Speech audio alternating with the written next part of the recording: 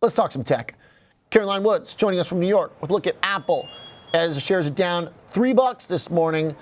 Caroline, taking almost $4 now, actually. That's despite TSM's number. What's going on? Hey there, Oliver. Yes, Apple, the second worst performer in the Meg 7 today, behind Tesla, down about 1.6%. It could be some of the numbers out of China that are weighing on shares today. We've talked about competitive pressures in China for Apple, local rivals like Huawei, Vivo chipping away at market share. And now, according to research firm Canalys, Apple has lost its top spot as the biggest smartphone seller in China in 2024. Apple shipments in China declined 17% last year. It was Apple's largest ever annual sales decline in China. All 4 quarters actually saw declines, including a 25% drop in the fourth quarter. And that follows 4 years of consistent growth. So pretty notable. Apple market share dropped to 15% in China from 19% in 2023, making it number 3 behind Vivo, which is a budget smartphone maker, which came in first, capturing a 17% market share. And then Huawei came in second, which Huawei is a more premium smartphone maker, if you will. That captured about 16% market share, with shipments rising 24% in the fourth quarter. Oppo and Honor came in 4th and 5th place. So annual shipments of smartphones in China in 2024 actually increased 4% year over year to 285 million units. So this isn't a case of fewer smartphones being shipped in China either. It's just a case of some of the local rivals beating Apple in terms of the top spot. A Canalys analyst said Apple's premium market position faces multiple challenges: Huawei's continuous flagship releases, the proliferation of domestic foldable phones in high-price segments, and Android brands like Xiaomi and Vivo building consumer loyalty through technological innovations. And speaking of technological innovations, of course, Apple hasn't been able to roll out any of its AI features yet, its Apple Intelligence features yet in China.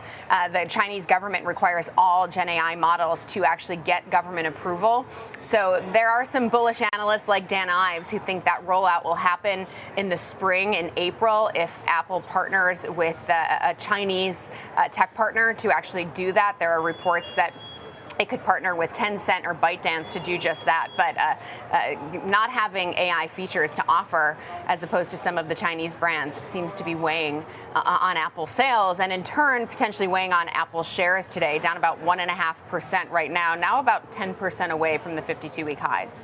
Gotta say, at the risk of backfitting to my own biases, this does seemingly confirm that consumer decisions on their phones are being driven not so much by AI tools or assistance, but more price and kind of like a natural refresh cycle, and also some of the, pseudo geopolitical pressure, because they just keep losing market share in China. It kind of seems like this is a one-way train right now. Well, some of the other local competitors, though, are offering AI features on the phones, so that could be spurring sales.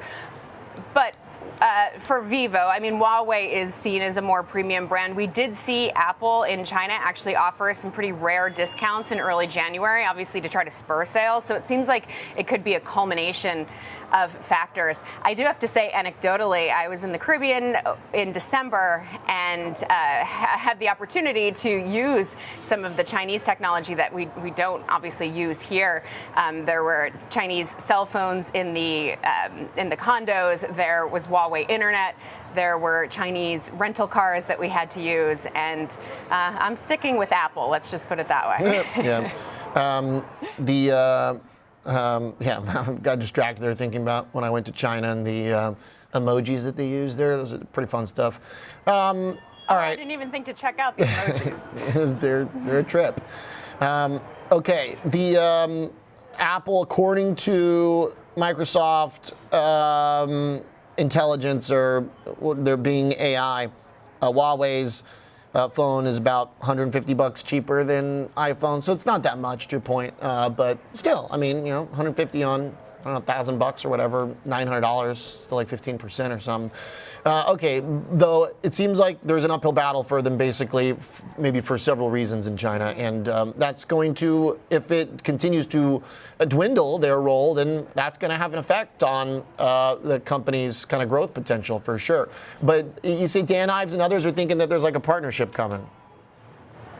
Yeah, I mean, there have been reports that Apple will partner. I know Tencent and ByteDance were both thrown into the mix because basically in order to roll out their Gen AI models, they have to partner with a local company. Otherwise, it's kind of a long uphill battle for the company. So that's the expectation. I know in one of Dan Ives' latest notes, he had said the timetable is looking like the spring, specifically calling out April. So we'll have to see if that actually comes to fruition. Obviously, even here, it's been kind of a slow rollout of some of those features. So we haven't really understood the full impact of Apple Intelligence on spurring iPhone sales, seeing as a lot of the features haven't even been released yet. So definitely something to keep an eye on. We know that China, of course, is a key market for Apple. So, Apple, like I said, is still only 10% away from the highs, so it's not, it doesn't seem to be a huge headwind for Apple right now, at least according to how the shares are trading, but definitely something to keep an eye on. All right. Thanks, Caroline. Interesting report. Appreciate it very much.